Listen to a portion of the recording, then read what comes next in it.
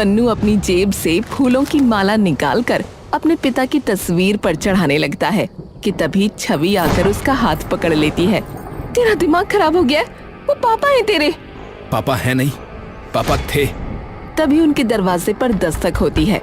मन्नू जाकर दरवाजा खोल देता है। हाँ जी। सरपंच जी ने पंचायत रखवाई है और आपको भी बुलाया।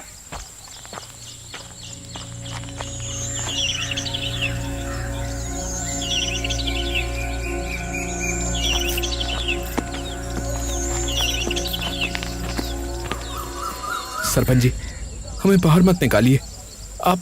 आप लोगों का जो भी कर्जा है वो मैं उतार दूंगा। वो तो उतारना ही होगा, और अगर नहीं उतार सकते तो अभी के अभी गांव से बाहर निकल जाओ। और गांव में तभी कदम रखना जब तुम्हारे पास हमारा कर्जा उतारने के पैसे आ जाएं। ऐसा मत कीजिए, हम दोनों कहाँ जाएंगे? उसका मुझे नहीं पता। इन लोगों के पास भी इतना पैसा नहीं था, लेकिन फिर भी उन्होंने तुम्हारे पति पर भरोसा करके उसे पैसे दिए, और बदले में उसने क्या किया है? उसने क्या किया? पैसे लेके भाग गया। तो अभी के अभी तुम भी गांव से बाहर निकल जाओ। मन्नू और छवि बिना कुछ कहे चुपचाप वहाँ से चले जाते हैं।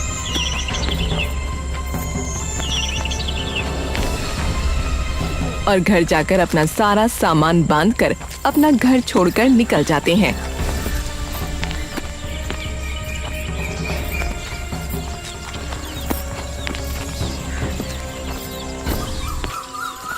इतनी इज्जत करते थे गांव में लोग उनकी, और उन्हीं लोगों को धोखा देते हुए उन्हें जरा भी शर्म नहीं आई। 20 साल बिताए हैं मैंने उनके साथ, और मुझे पता है कि वो इस गांव के लोगों के साथ कभी ऐसा नहीं कर सकते, और उससे भी बड़ी बात, वो हमारे साथ कभी ऐसा नहीं कर सकते। अरे तो कहाँ है वो? कहाँ है वो? बताओ ना, जवाब दो ना माँ। छवि चुप हो जाती है। दोनों काफी देर तक यूं ही चलते जाते हैं। अब जाएंगे कहाँ? रात भी होने वाली है और भूख भी बहुत लगी है। एक काम करते हैं, जंगल जाकर कुछ खाने के लिए ढूंढते हैं। क्या पता वहाँ कुछ मिल जाए खाने को। सही कहा। छवि और मन्नू खाने की तलाश में चलते चलते जंगल की काफी गहराई में पहुंच जाते हैं, और देखते ही देखते अब दिन भी ढलने लगता है।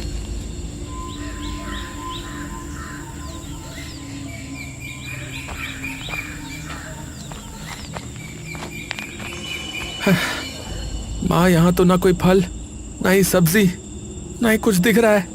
बेटा, लगता है हम जंगल की बहुत गहराई में पहुंच चुके हैं। अब तो मुझे डर भी लग रहा है। अरे चिंता मत करो माँ, मैं हूं ना।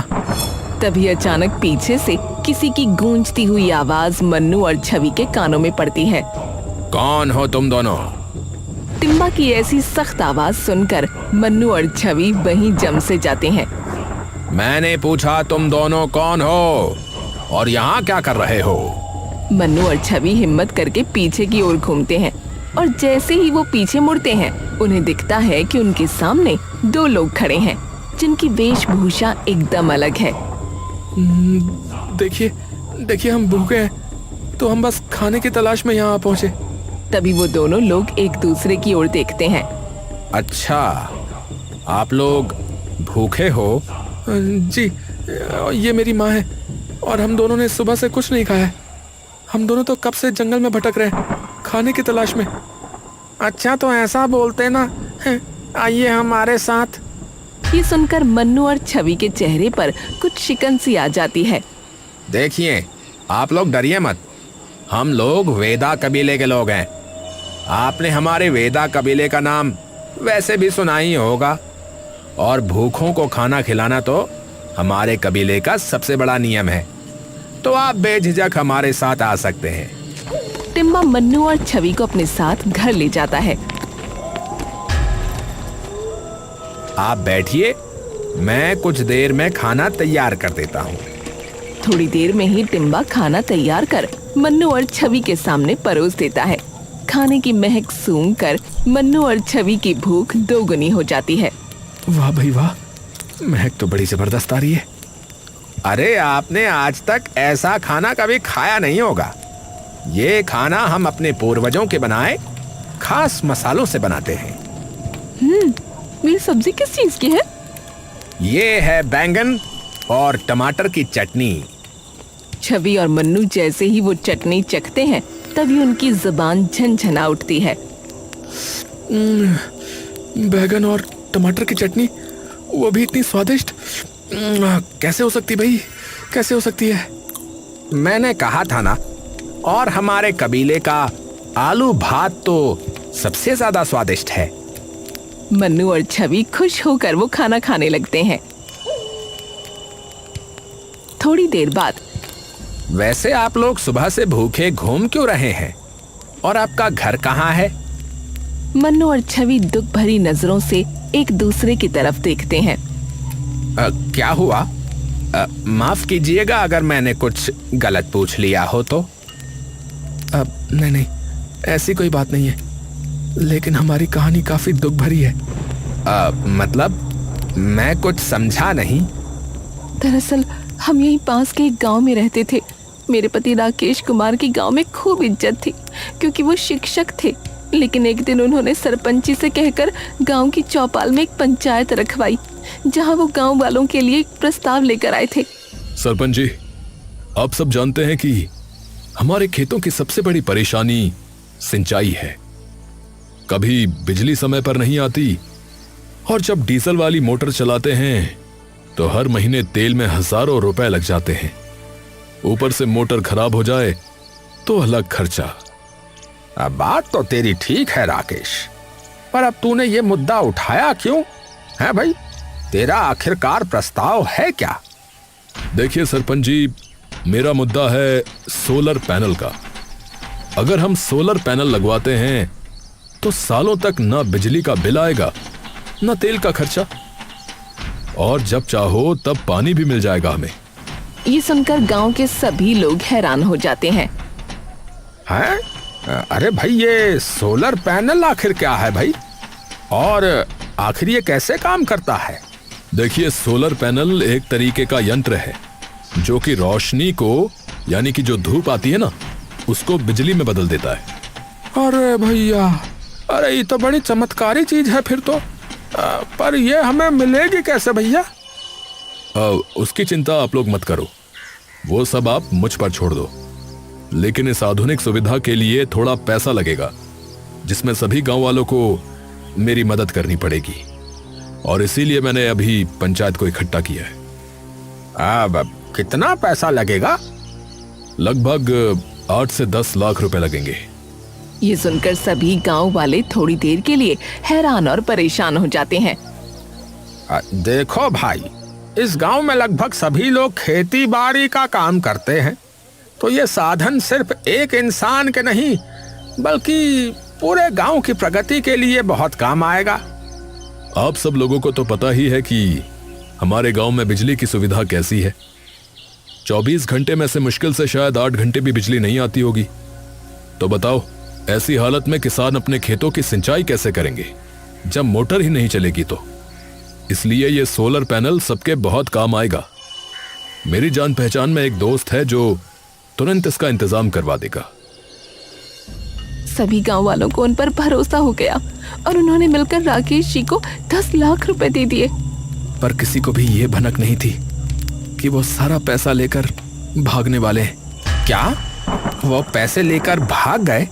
हाँ, गांव वालों को लगा कि 2-3 दिन में पापा वापस आ जाएंगे, लेकिन ना उन्हें पता था और ना हमें कि उन पैसों के आगे ना उन्हें अपनी बीवी दिखेगी और ना ही बेटा। और जब उनसे ना कोई संपर्क हो पाया, ना ही कोई बात हो पाई, तब गांव वालों ने ये सुनिश्चित कर लिया कि वो उनके पैसे लेकर भाग गए हैं, और सारा इल्जाम आकर मेरे और मेरे बेटे के सिर पर आ गिरा। सरपंच जी ने हमें गांव से बाहर निकाल दिया और बस फिर हम यहाँ पहुंचे खाने की तलाश में। हे भगवान, ये तो सच में बहुत बुरा हुआ। तो अब तुम लोग क्या करोगे? पता नहीं अब क्या करना है, लेकिन जब तक हम गांव वालों का कर्जा नहीं चुका देते तब तक हम गांव में वापस नहीं जा सकते। हमारी खोई हुई इज्जत मैं वापस आपको लौटा कर ही रहूंगा, ये मेरा वादा है आपसे। पर बेटा, हम इतना ज्यादा कर्जा कैसे उतारेंगे? तभी मन्नू का ध्यान उन बर्तनों पर जाता है जिनमें उन्होंने खाना खाया था, और एकदम से उसकी आंखों में एक अजीब सी उमंग आ जाती है। माँ, क्यों ना हम अपना एक ढाबा खोलें? ना हमारे पास कोई पैसा है, ना रहने के लिए कोई घर। हम कैसे कोई ढाबा खोल सकते हैं? अगर हम इसी खाने को लोगों तक पहुंचाएं तो सभी लोग भाग भाग कर ये खाना खाने आएंगे। और ढाबा ना सही, एक ठेला तो ले ही सकते हैं। गांव-गांव जाकर खिलाएंगे लोगों को, और वो भी मिट्टी के बर्तनों में। पर खाना तब तक ठंडा हो जाएगा। तो खाने को मिट्टी की हांडियों में रखना, और उन हांडियों को एक लकड़ी के डब्बे में रखना, और फिर उनको घास से ढक देना, और फिर देखना 6-7 घंटे तक खाना यूं ही गर्म रहेगा। तो क्या आप बना देंगे हमारे लिए इतना खाना रोज? हाँ हाँ, क्यों नहीं। आपका बहुत बहुत शुक्रिया। ये एहसान हम जिंदगी भर नहीं चुका सकेंगे। अरे ऐसी कोई बात नहीं है। प्रेम और सेवा भाव तो हमेशा से हम कबीले वालों का मूल धर्म रहा है, और हमें तो जो भी मिलता है प्रकृति से मिलता है। तो हमारा भी फर्ज बनता है कि जब ऊपर वाला हमें इतना कुछ दे रहा है तो हम भी क्यों ना लोगों की सहायता करें। पर हम ठेला कहाँ से लेकर आएंगे? अरे वो तो हम में से कोई भी बना देगा। ये सुनते ही मन्नू और छवि की आंखें चमक उठती हैं। सच में? हाँ भाई।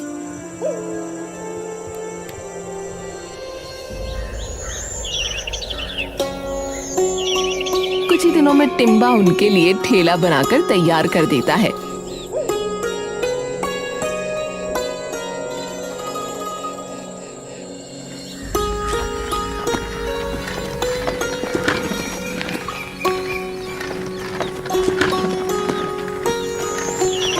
कुछ दिन बाद बस लोग आ जाएं लेने। आ जाएंगे माँ, आप बिल्कुल चिंता मत करो। थोड़ी देर में दोनों गांव में पहुंच जाते हैं और काफी देर तक यूं ही अपनी रेड़ी लेकर इधर उधर घूमने लगते हैं। अरे ले लो केले की सब्जी, आलू भात, बैगन टमाटर की चटनी। अरे ले लो, अरे आओ आओ भैया, अरे अरे आइए आइए। तभी ये सुनते ही कुछ गांव वाले उनके पास आते हैं। अरे भाई, ये सब्जी तो पहली बार सुनी है, क्या है? अरे काका, एक बार खा के तो देखो, उंगलियां चाटते रह जाओगे। हाँ, उंगलियां चाटते रह जाओगे? ऐसी क्या चीज है भैया? अच्छा भाई, जरा खिलाओ, चखाओ, हम भी तो चखें, देखें कि कैसी है ये केले की सब्जी। और मुझे जरा वो आलू भात चखाना, जरा देखते हैं कैसा है। रोटी वगैरह नहीं है क्या इसके साथ? नहीं काका, अभी रोटी तो नहीं है, पर हाँ बहुत जल्दी रोटी बनाना भी शुरू कर देंगे। मन्नू उनके लिए आलू भात कटोरी में डालकर दे देता है।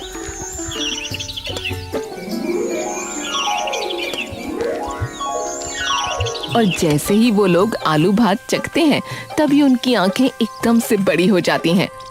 अरे भाई क्या जादू बना दिया। ये इतनी स्वादिष्ट सब्जी तो मैंने अपनी जिंदगी में नहीं खाई। अरे भाई वाह वाह, मजा ही आ गया भैया इस केले की सब्जी में से तो। आहा, ये तो बिना रोटी के भी खूब स्वादिष्ट लग रही है भैया। भाई मेरे घर के लिए भी बात देना भैया, जरा 4 कटोरी। मेरी भी भैया, मेरी भी। मन्नू उनकी सब्जियां मिट्टी की कटोरियों में डालकर उन्हें ऊपर से केले के पत्तों में बांध कर दे देता है।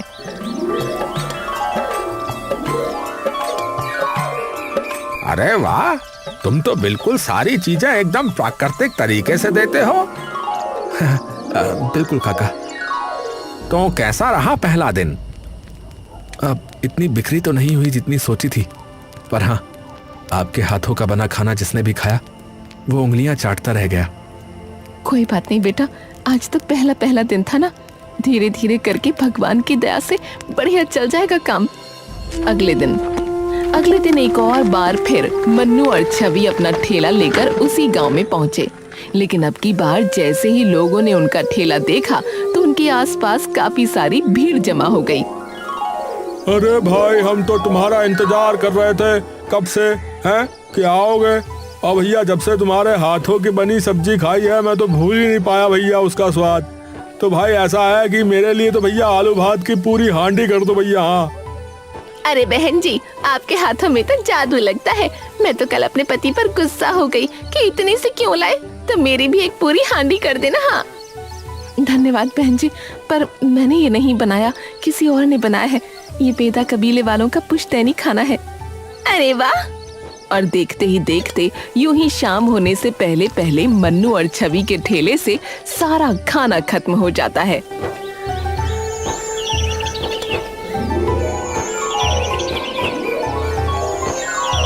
और यूं ही देखते देखते कई महीने बीत जाते हैं और उनका वो जंगली खाने का ठेला इतना कामयाब हो जाता है कि कुछ ही दिनों में मन्नू और छवि अपना ढाबा खोल लेते हैं। छवि आंखों में आंसू लिए ढाबे का फीता काटती है। मिल गई बेटा, हमारी खोई इज्जत हमें वापस मिल गई। अभी तो कर्ज चुकाना बाकी है माँ, अभी हमारे गांव में जाना बाकी है। मन्नू की आंखों में वो बेचैनी देख छवि कुछ देर के लिए स्तब्ध रह जाती है और कुछ ही देर में पूरा ढाबा लोगों से भर जाता है। अब भाई, अब सुबह से शाम तक तुम्हारे ढाबे से भीड़ नहीं घटने वाली। हाँ तो अपना आलू भात केले की सब्जी ज्यादा ही बना के रखना भैया। हाँ अरे काका, और भी नई चीजें हैं अब तो। अरे भैया, मैं तो यही कह रहा हूँ कि वो जो कुछ भी बना रहे हो, बनाना ठोक के भैया। कुछ महीने सब सही चल रहा होता है कि तभी एक दिन अरे भाई, मेरा साला बता रहा था कि रोजापुर के लोगों का तो बुरा हाल हो गया है। ये सुनते ही मन्नू एकदम चौंक गया। क्या कहा आपने? रोजापुर? अरे वो तो मेरा गांव है। क्या हुआ उधर? अरे भाई, आपने सुना नहीं?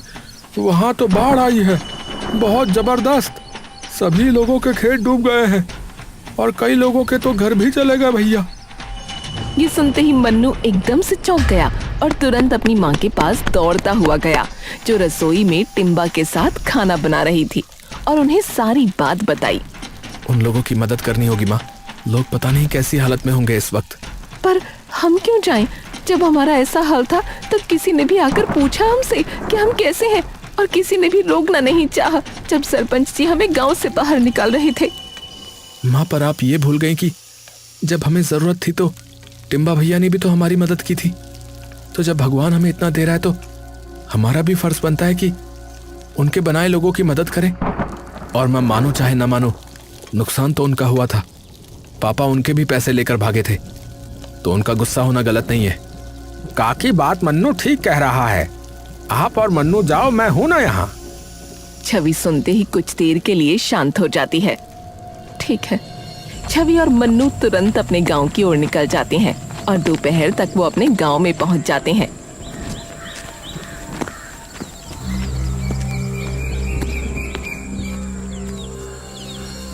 और जैसे ही वो दोनों वहां पहुंचकर अपने गांव का हाल देखते हैं तो दोनों कुछ देर के लिए एकदम स्तब्ध रह जाते हैं।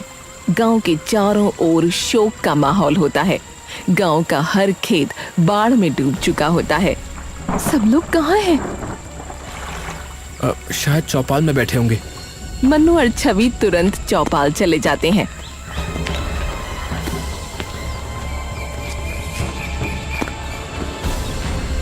और जाकर देखते हैं पूरा गांव चौपाल पर इकट्ठा हो रखा है। उन दोनों को देखते ही सरपंच का खून खौल उठता है। तुम दोनों क्यों आए हो यहाँ? देखिए, मैं जानता हूँ कि आप सभी लोग हम सबसे गुस्सा हैं, क्योंकि मेरे पापा ने आप सभी लोगों के साथ विश्वासघात किया है। लेकिन यकीन मानिए, उन्होंने आपके साथ नहीं, हमारे साथ भी उतना ही बड़ा विश्वासघात किया है। तो इसलिए मैं आप लोगों से हाथ जोड़कर विनती करता हूँ कि कृपया हमें आप लोगों की मदद करने दीजिए। अरे क्या मदद करोगे तुम? गांव में खाने को दाना तक नहीं बचा है। रोज ये सोचना पड़ता है कि आज के खाने का इंतजाम कैसे होगा। रोज लगता है कि आज खाना मिलेगा या नहीं। चिंता मत कीजिए, आप हमारे साथ आइए, आप सभी लोग। अरे भाई, लेकिन कहाँ? आप सब लोगों को अपने आप पता लग जाएगा। मन्नू गांव के सभी लोगों को लेकर अपने ढाबे पर चला जाता है और सब लोगों को बिठाकर बिना एक पैसा लिए खाना खिलाने लगता है। गांव के सब लोग वो खाना खाते ही दंग रह जाते हैं। अरे भाई, तुम्हारे हलवाई ने खाना बहुत ही स्वादिष्ट बनाया है। मन्नू मुस्कुराकर टिम्बा की ओर देखता है। धन्यवाद आपका। आप सभी लोगों का बहुत बहुत धन्यवाद। और जब तक आप लोगों के खेतों से पानी नहीं उतर जाता तब तक आप लोगों को खाने पीने की बिल्कुल चिंता करने की जरूरत नहीं है। और जिसके पास रहने के लिए घर नहीं है वो यहाँ आकर रह सकते हैं। ये सुनते ही सरपंच चुपचाप मन्नू और छवि की ओर देखते हैं। 2 महीने बाद सारा पानी उतर जाता है और सब किसान वापस से अपने अपने खेतों में खेती करना शुरू कर देते हैं। लेकिन वहीं दूसरी ओर मन्नू और छवि का ढाबा अब बिल्कुल बंद होने की कगार पर होता है। अब तो खाने का सामान लाने के जरा भी पैसे नहीं रहे। 2 महीना लोगों को मुफ्त में खाना खिलाते खिलाते हमारे पास कुछ नहीं बचा। कोई बात नहीं माँ, हम फिर से रेडी पर आ जाएंगे और फिर से खूब सारी मेहनत करके अपना ढाबा खड़ा कर लेंगे। पर टिम्बा भैया माफ करना, हमने आपको यूं ही अपने साथ इस दुविधा में फंसा दिया।